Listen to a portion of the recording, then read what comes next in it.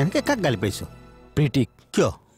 প্ৰীতিয়ে হেনো সকলো কথা সুকন্যাৰ আগত কৈ দিলে। এতিয়া কথাবোৰ মলয়ে গম পাব, আৰু তেতিয়া কি হ'ব তাৱৈ? যি হৈছে ভালে হৈছে, কথাবোৰ মুকলি হৈছে।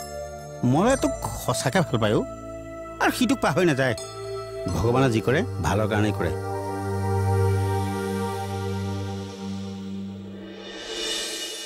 মই মলয়ৰ লগত ফোনত কথা পাতিছিলোঁ। মলয়ে ক'লে তুমি হেনো মলয়ক নোকোৱাকৈ ইয়ালৈ আহিছা। নাজানে। তুমি এনেকৈ গুচি আহিলা যে?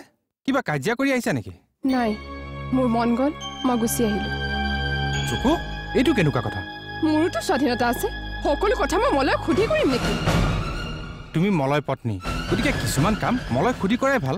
চোৱা দেউতা, মলয় আৰু মোৰ বিয়া হ'লেও আমাৰ মাজত তেনেকুৱা কোনো বুজাবুজি নাই। গতিকে আমি সকলো কাম নিজ ইচ্ছাৰে কৰোঁ। আৰে তোমাৰ হৈছে কি?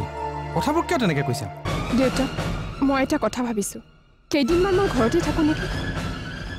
মোক অলপ ৰিফ্ৰেছমেণ্টৰ প্ৰয়োজন। তাৰ পাছত চাওঁচোন, মন গ'লে গুৱাহাটীলৈ উভতি যাম, নহ'লে নাযাওঁ। কিন্তু কিয়? বিয়া হোৱাৰ পিছত তুমি এইখন ঘৰত থকাটো অনুচিত। আন মানুহে তুমি গুচি অহা বুলি গম পালে বেয়া কথা হ'ব নহয়। কিয়? মই মলয়ৰ ওচৰলৈ নগ'লে ইয়াতে থাকিম। তোমাৰ ইমানবোৰ প্ৰপাৰ্টি, মই আনৰ তলতীয়া হৈ কিয় থাকিম? তোমাৰ হৈছে কি? ভালকৈ কোৱাচোন। মই মলয়ৰ পত্নী হৈ থাকিব নিবিচাৰোঁ।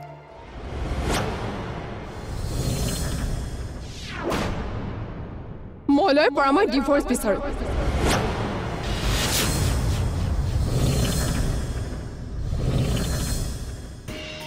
সুকন্যাক এইবোৰ কথা কোৱাত তোৰ কি প্ৰয়োজন আছিল? প্ৰয়োজন আছে মা। কথাবোৰ মই সমীৰণক কোৱাত সমীৰণে মোক বেয়া পাইছে। পালেও পাওক, কাৰণ সমীৰণৰ বিষয়ে কোনোবাই বেয়াকৈ কোৱাটো মোৰ সহ্য নহয়। আৰু মই যি কৰিছোঁ বহুত ভাবি চিন্তিয়ে কৰিছোঁ। আজি অতদিনে সমীৰণে নীৰৱ হৈ বহু মানসিক অত্যাচাৰ সহ্য কৰিলে, আৰু কিমান সহ্য কৰিব? সহ্যৰতো এটা সীমা থাকে মা। তোৰ কাৰণে মই কেতিয়াবা আনৰ ওচৰত লাজ পাব লাগিব? তুমি ইমান স্বাৰ্থপৰ কিয় হৈছা মা? তুমি জানো নিবিচাৰা সমীৰণে ন্যায় পাওক, সমাজত তাৰ এটা পৰিচয় হওক? বিচাৰো, কিন্তু কেতিয়াবা নিজৰ পৰিচয় বিপদ আহিব পাৰে। তেতিয়া একো বিপদ নাহে মা। তোক একো বুজাই লাভে নাই।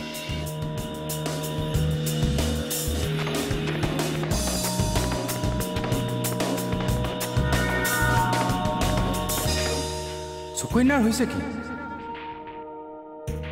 হঠাৎ এনেকৈ তাই বাৰু কথাবোৰ কিয় ক'লে? মলয়ক ফোনত সোধোতেওতো কাজিয়া পেচাল লগা নাই বুলি কৈছে। হঠাৎ ডিভোৰ্চৰ কথা কিয় উলিয়ালে?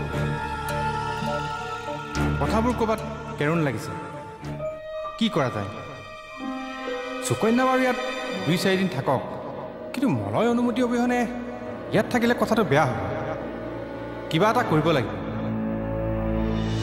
মই জেউতীয়ে কৈছোঁ, মানে প্ৰীতিৰ মাক। হয়, কওকচোন, ভালে আছেনে? আছোঁ আৰু ভাল বেয়াৰ মাজতে। আজিনো মোলৈ কি বুলি মনত পৰিল? মানে কথাটো অলপমান ডাঙৰেই। আপুনি গম পায়নে নাপায় নাজানো। কি কথা বাৰু? আমাৰ প্ৰীতিয়ে ডাঙৰ ঘটনা এটা কৰিলে নহয়।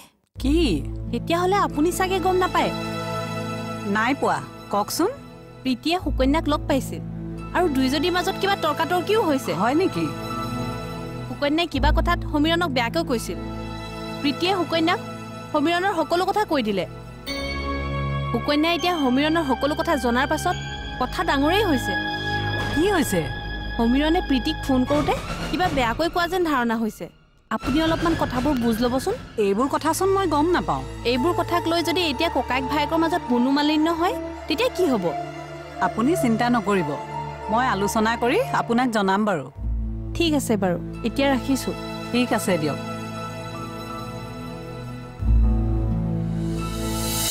আপুনি এইবোৰ কি কৈছে? সময়ক তোৰ মা দেউতাই তুলি লৈছিল, সি তুলনীয়া ল'ৰা।